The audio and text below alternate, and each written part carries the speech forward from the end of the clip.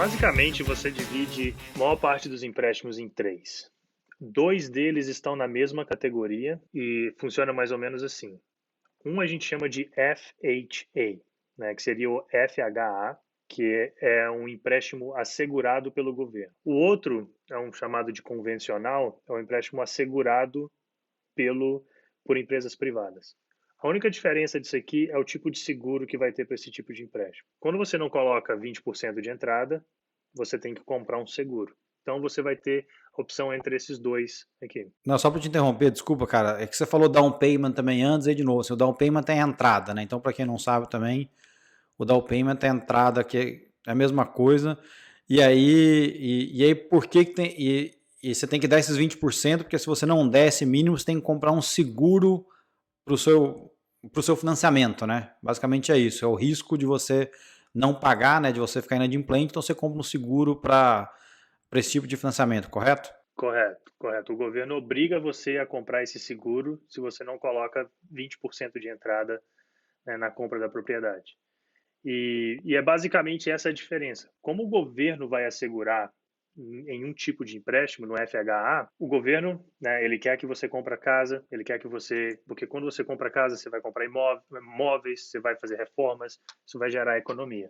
Então o governo aceita um risco bem mais alto, né, mas você vai pagar esse seguro para o restante do tempo. O convencional é um seguro, dependendo do seu crédito, bem mais barato, mas você vai pagar até chegar a 20%, né, do valor que você pagou na casa. Quando você tiver 20% de equity, você para de pagar. Esses dois empréstimos são basicamente o mesmo. Tirando essa diferença, eles vão ser o mesmo. Você pode chegar até mais ou menos, em maior parte dos estados, até 647 mil dólares. Se o seu empréstimo é acima de 647 mil dólares, você entra no Jumbo, que seria um empréstimo para casas mais caras. Aí começa a entrar umas diferenças, porque não, como o governo não influencia em nada desse tipo aqui, dos jumbles, daí você coloca 10%, 15%, vai depender do mercado. Ele tem uns juros, às vezes, um pouco melhor, porque são clientes em que o banco tem interesse de ganhar, às vezes, as contas de investimento,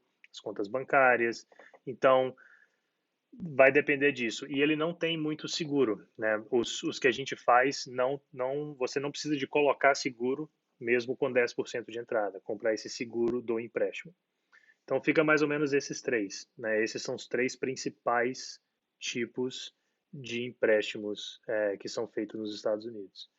Agora, com todos os três, você pode pegar um juros fixo ou um juros variável. Quando o juros fixo, você escolhe por 10, 15, 20, 25, 30 anos fixos. É o tempo que você vai ter para poder pagar. Quando é um juros variável, que a gente chama de ARM, ARM, é um juros que ele vai estar fixo por 3 anos e os outros 27, né, por exemplo, vão ser variáveis, ou ele vai estar fixo por 5, por 7, por 10 ou por 15 e o restante vai ser variável.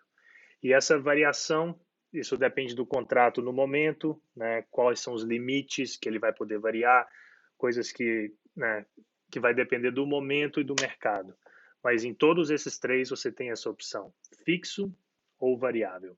Lógico que o juros variável ele tende a ser mais barato, porque o banco está jogando mais risco em você, não nele mesmo. E acho que depende também um pouco da perspectiva de mercado, né? A gente viveu, acho que nos últimos anos aí, uma onda de taxa de, baixo de juros baixos, né?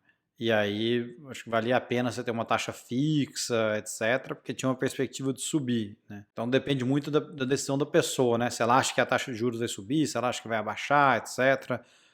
Acho que onde o mercado estava até, sei lá, um ano atrás, não tinha, principalmente depois do Covid, né, não tinha muito para onde ir para baixo, né? Então acho que a tendência agora é uma taxa subir, né, uma subida na taxa de juros, né? Com certeza. E quando o Covid estourou, o que ocorreu essa baixa, né, o que pressionou os juros a baixar foi realmente subsídio governamental. E o governo estava subsidiando taxa fixa. O governo não estava subsidiando taxa variável. Então ele forçou quase todo o mercado a refinanciar, né, numa taxa fixa, a comprar numa taxa fixa. E hoje, como o juros está subindo por causa de inflação, por causa da guerra, então está começando a ocorrer um pouco essa diferença. O juros está um pouquinho mais alto no fixo e no variável ele está bem mais baixo, justamente por causa dessa questão de risco na mão do banco. Você falou uma outra coisa que eu também acho que é bem peculiar dos Estados Unidos, né? Que é refinanciar o financiamento. De novo, não sei se existe no Brasil, honestamente, eu não refinanciei nenhuma casa, mas aqui isso é muito comum, né? As pessoas, elas refinanciam a casa. O que é o refinanciamento, né? E o que levaria uma pessoa a fazer isso e quando ele passa a valer a pena? É até engraçado porque muita gente não entende como é que eu te vendo um juros hoje e depois a gente vai lá e te liga para poder te vender um juros mais baixo. Eu aqui, ó, eu aqui. Não só não entendo, como eu fico pé da vida, entendeu? Por que já não me deu juros bons lá atrás? Mas ok, me explica aí. Não, mas é bem simples, porque funciona mais ou menos assim. Todo financiamento, quando ele é feito, o banco sabe que ele vai te emprestar o dinheiro, mas você não vai ficar na casa durante todo aquele tempo. Então, a média nacional é de mais ou menos 7 anos. A pessoa vai ficar com um empréstimo ou com uma casa no máximo 7 anos. Então, por mais que o banco faça um empréstimo em 30 anos, ele sabe. Você vai se livrar desse empréstimo antes.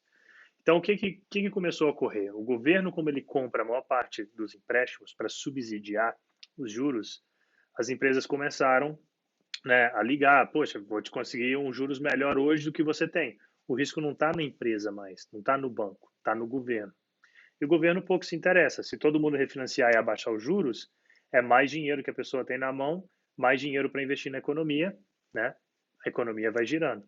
Então, como você tem o governo, né, segurando todo esse giro, se transforma numa coisa maravilhosa para todas as pessoas. E o refinanciamento nada mais é que você pegar o que você deve hoje e tirar um novo empréstimo com juros novo e pagar os juros que você tinha antigamente. Nada mais que isso. Então, se eu devo $100.000 e eu tenho juros de 5%, mas hoje o juros está 3%, eu vou pegar $100.000 a 3% para pagar aquele que estava em existência. Então, seu pagamento vai diminuir. E muita gente sai de um 30 anos para 15, ou sai de um juros variável para um juros fixo. Né? E o mais interessante nos Estados Unidos é que a gente tem a possibilidade de sacar dinheiro. Vamos dar um exemplo aí, vamos dizer que eu comprei uma casa a $100.000 há 40 anos atrás, né? Eu já tenho a casa paga hoje, e só que eu preciso de dinheiro, por questão de saúde, ou por questão de escola, eu quero viajar, investimentos, eu preciso do dinheiro. E essa casa vale 200 mil. Então, eu posso sacar parte, não tudo, posso sacar até 80%, né, desse montante. Então, até eu vou e faço um empréstimo de $160.000, recebo $160.000 na minha mão e eu faço o que eu bem entender. Contanto que eu demonstre que eu tenho a habilidade de pagar por esse empréstimo, o banco faz esse empréstimo sem problema nenhum. Então, existe isso.